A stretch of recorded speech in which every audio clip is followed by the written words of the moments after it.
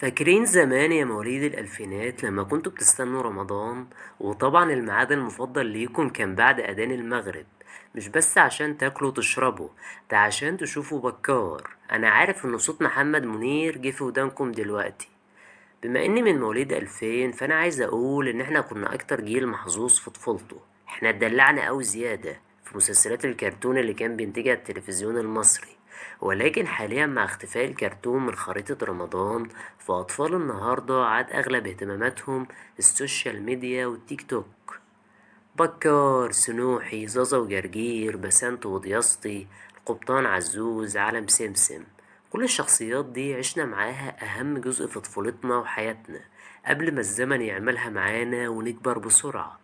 تعالوا بينا النهاردة نعرف ليه الكرتون المصري اختفى، وازاي تحول الكرتون المصري من صناعة لسبوبة. ناس كتير فاكرة ان بكار هو أول شخصية كرتونية مصرية، لكن من اللي ما تعرفوهوش ان بداية الكرتون المصري ما كانتش عند دكتورة منى أبو النصر. البداية الحقيقية للكرتون المصري كانت عند عائلة فرانكل. وعشان أعرفك على العيلة دي أكتر، فهي يا سيدي عيلة روسية سابت روسيا بسبب اضطهاد اليهود في الفترة دي، وحظهم الحلو إنهم جم أم الدنيا عشان يقدموا النسخة المصرية من ميكي ماوس. مش أفندي الشخصية دي في الأساس مقتبسة من شخصية المصري أفندي لرسام الكاريكاتير المصري صاروخان. وزي ما ميكي ماوس كانت له جيرل فريند، فابن بلدنا مش أفندي كانت بهية كل حياته. أفلام مش أفندي ما كانتش مجرد أفلام كرتون عادية، دي كانت أفلام بتناقش مشكلات وقضايا مهمة جدا، زي يا سيدي مثلا أزمة المرور، ودي حاجة كلنا بنعاني منها لحد دلوقتي. وانتهت شخصية مش أفندي في مصر لما هاجرت عيلة فرانكل لفرنسا، وقرروا يقدموا مش أفندي على الطريقة الفرنسية، لكنه منجحش هناك. ومن ساعتها واحنا معدناش بنعمل كرتون. لكن دكتورة منى أبو النصر قررت انها تحيي الكرتون المصري من تاني بمسلسل بكار.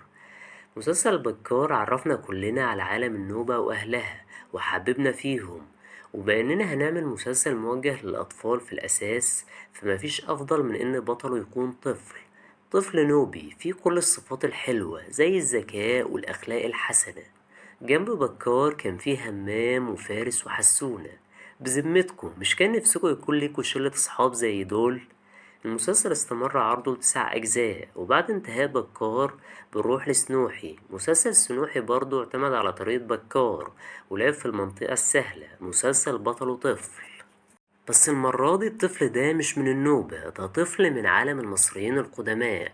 المسلسل قدم لينا رؤية مختلفة للفراعنة، وكمان كان فيه معلومات دسمة جدا للأطفال عن التحنيط وورق البردي وكل حاجة كانت خاصة بحياة الفراعنة في الوقت ده. ده غير ان المسلسل كان طابعه كوميدي. يمكن كلنا ارتبطنا بأغنية بكار اللي غناها محمد منير، لكن أغنية تامر حسني في سنوحي ما تقلش روعة عنها، خصوصا ان في الفترة دي تامر حسني كانت شعبيته جارفة.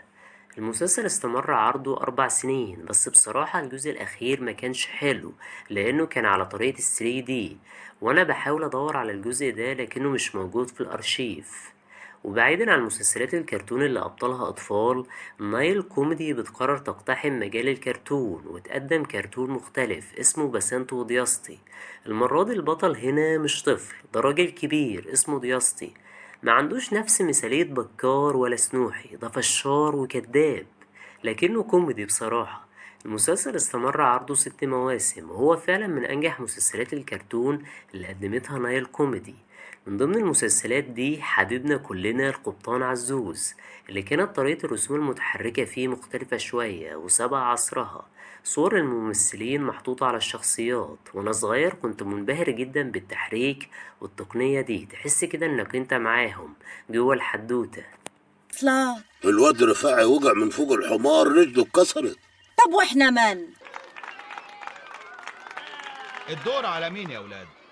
على تيتي عمتي دول اختاروني انا بقى بالاسم ومن بين اعتى المجرمين اللي في العالم كلهم. المسلسل بيتكلم عن عالم البحار، وبيقدم لنا شخصية عزوز القبطان الفاشل الفشار المغرور خليفة ضياستي.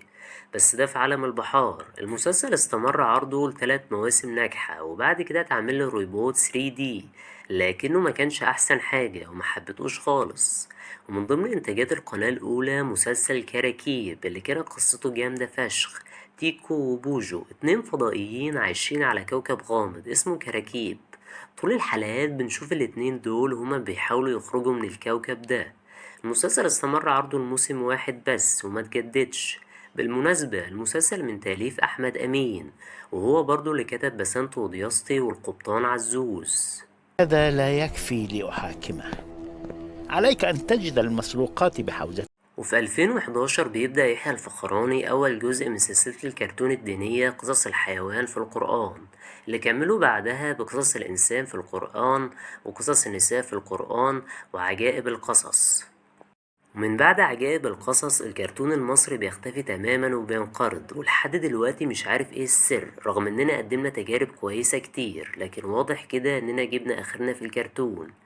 بس ليه احنا مننتجش افلام كرتون مصرية بالرغم ان ديزني بالمصري ناجحة جدا، وناس كتير شايفة ان الدبلجة المصرية احسن من النسخة الاصلية؟ السبب في ده هو توجه الجمهور. لو في منتج مصري يا سيدي قرر انه يعمل فيلم كرتون، فيا ترى ايه الجمهور اللي هيحضر الفيلم؟ انا مش بس بصعب الموضوع، ولكن مفيش حد هيغامر بفلوسه في انتاج حاجة سوها واقف اصلا ومش ماشي ببلده. ولو وصلت لحد هنا ياريت يا صاحبي تقولي رأيك، هل شايف ان السينما المصرية ممكن فعلا تنتج افلام كرتون؟